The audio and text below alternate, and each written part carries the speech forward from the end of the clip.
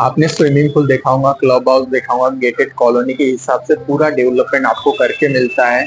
और उसी की तरह से ऐसे कुछ लग्जरीज हमको प्रॉपर्टी देखने को मिलती है। जय हिंद, जय महाराष्ट्र, सर्व लोकांना। माझे नाव है नवीन उके और आज हम बात करने वाले चीप वर्सेस जो एक्सपेंसिव प्रॉपर्टीज रहती है उसके बारे में। आपने देखा होगा कि बहुत सारी ऐसी प्रॉपर्टीज रहती है जो हमको 500-600 रुपए पर स्क्वायर फीट से देखने को मिलती है। और कुछ ऐसी प्रॉपर्टीज रहती है जो 4,000 रुपए, 5,000 रुपए, 6,000 रुपए, 10,000 रुपए पर स्क्वायर फीट तक हमको देखने को मिलती है। अगर नागपुर जैसे प्राइम लोकेशन की अगर हम बात करते हैं तो ये डिफरेंस क्यों रहता है? अगर आपने देखा होगा लोकेशन का, तो लोकेशन ऐसे रहते हैं जैसे आप नागपुर के 0 माइल से आप 40 किलोमीटर, 50 किलोमीटर जितना आगे चले जाएंगे उतना आपको रेट कम ये देखने को मिल जाएंगे। या फिर आप नागपुर के मेन सेंटर में अगर आप देखोगे तो आपको उसी तरह से रेट ये देखने को मिलेंगे। तो हमको यहाँ पे ऐसा समझ में आता है कि जितना आपका प्राइम लोकेशन रहेगा उसी तरह से आपके प्रॉपर्टी के रेट भी आपको देखने को मिलेंगे। और उसी के तरह सेकंड चीज आती है कि डेवलपमेंट। अगर आपने देखा होगा जो चीप प्रॉपर्टी रहती है वहां पे जो डेवलपमेंट रहता है वो बस बेसिक डेवलपमेंट रहता है, बस नाम का डेवलपमेंट रहता है। वहां पे ना कुछ अच्छे रोड देखने को मिलेंगे, ना आपको ड्रेनेज सीवरेज देखने को मिलेगा, ना इलेक्ट्रिसिटी रहेगी, ना मार्केट रहेगा, ना मेट्रो स्टेशन रहेगा। मतलब जो भी हमको डे टू डे लाइफ में जो बेसिक एमिनिटीज रहती है वो भी हमको देखने को नहीं मिलती है। पर आप प्राइम लोकेशन में अगर प्रॉपर्टी देखते हो तो आपको ऐसे डेवलपमेंट या ऐसी एमिनिटीज देखने को मिलेगी जो नॉर्मली हमको देखने को नहीं मिलती है, फीस भी देना पड़ेगा। पर अगर देखा जाए जब हम कंपैरिजन की बात करते हैं, डेवलपमेंट की बात करते हैं और उसी तरह से हम चाहते कि हमको डेवलपमेंट प्राइम मिले, अच्छा मिले, तो कहीं ना कहीं आपको अपना बजट भी ये बढ़ाने की बहुत जरूरत है। अगर थर्ड इसमें अब अगर हम देखते हैं रेंटल इनकम, तो अगर आप नागपुर से 40 किलोमीटर, 50 किलोमीटर आप आगे जाके लोगे तो वहां पे आने वाले लोग भी उसी तरह के रहेंगे। आपको जो रेंटल इनकम रहेगा वो उसी लोकेशन पे उसी तरह का रहेगा। हाँ, हम बोल सकते हैं जो रेंटल इनकम रहेगा हो सकता है वो उतना भी ना हो जितना हमने सोचा है।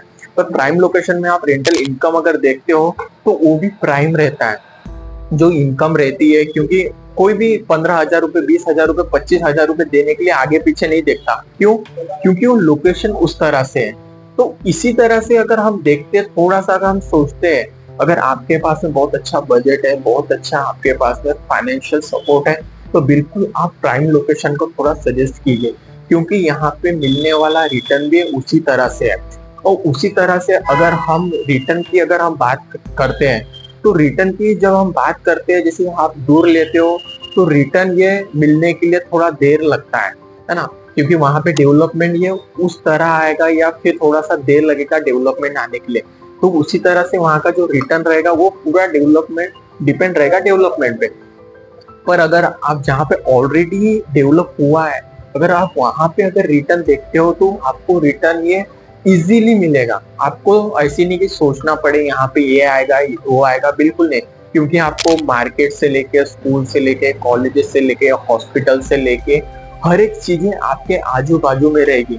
इसलिए आपने देखा होगा कि जहाँ पे ये सारी कुछ चीजें आई है तो वहां पे रेट भी उसी तरह से रहते हैं और रिटर्न भी उसी तरह से मिलती है।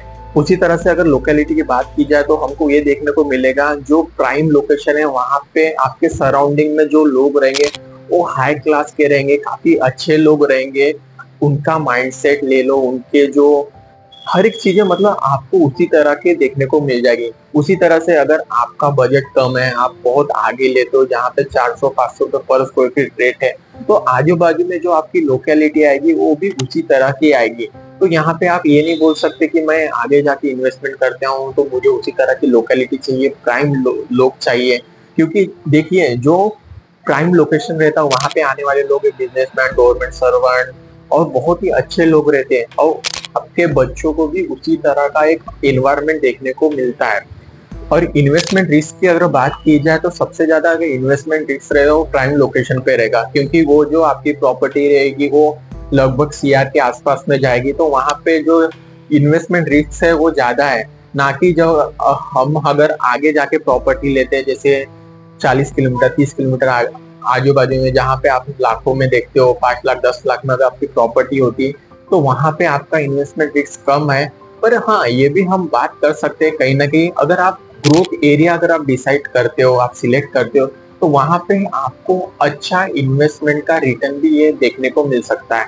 ये अगर हम पे डिपेंड करता है कि हम इन्वेस्टमेंट जहां भी कर रहे हैं, हम कितना रिस्क ले सकते हैं, नहीं ले सकते हैं, हमारा किसी चीज को लेके हमारा माइंडसेट क्या है, हम क्या लेके चल रहे हैं। अगर देखा जाए आपके पास बहुत अच्छा बजट है, तो बिल्कुल आप प्राइम लोकेशन को सिलेक्ट कीजिए। आपका बजट उसमें थोड़ा सा कम है, प्राइम लोकेशन से थोड़ा सा आगे जाके आप बिल्कुल प्लानिंग कर सकते हो, क्योंकि वहां पे आपको रिटर्न बहुत जल्दी ये देखने को मिल जाएगा आने वाले दिनों में। अगर मेंटेनेंस चार्ज की बात की जाए, तो जो प्राइम लोकेशन रहते हैं वहाँ पे स्विमिंग पूल रहता है, क्लब हाउस रहता है, एंट्रेंस गेट रहता है, हर एक चीजें रहती है, सिक्योरिटी से लेके हर एक चीजें। तो वहाँ पे आपको मंथली मेंटेनेंस देना ही पड़ेगा। तो लो इन्वेस्टमेंट वाले जो प्रॉपर्टीज रहती वहाँ पे मेंटेनेंस करने का कोई इशू नहीं रहता, तो वहाँ पे मेंटेनेंस की जरूरत नहीं पड़ती।